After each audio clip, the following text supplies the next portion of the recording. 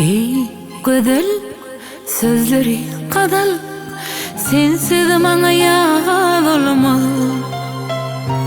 Gaşlary keman, gel ýarym bir zaman, bilseň sevgiň ody ýaman. Ey gödel sözleri kadal, sensiz maňa ýaz bolmaz. Gaşlary keman, gel ýarym bir zaman, bilseň sevgiň ody ýaman.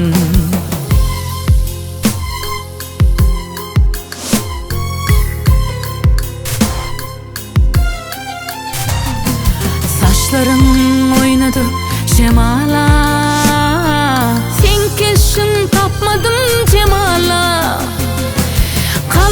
Kalbyňda ýyladayda, şeýdip çanymy gynamay.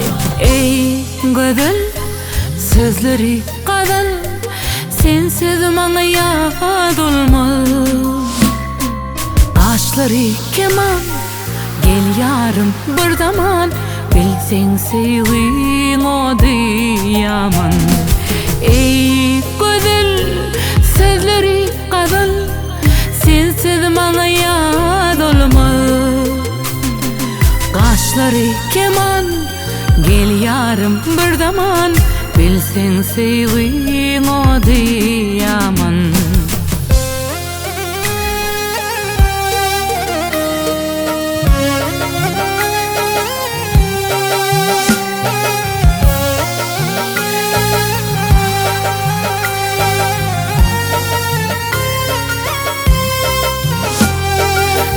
Ikbalym sana bagly, yitirdim men kule zarly.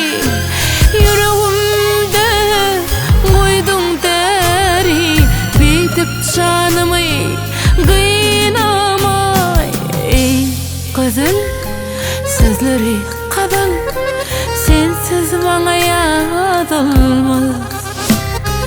Gaşlary keman, gel ýarym bir zaman, bilseň sevgiň ody ýaman. Ey gödel sözleri kadal, sensiz maňa ýaz bolmaz.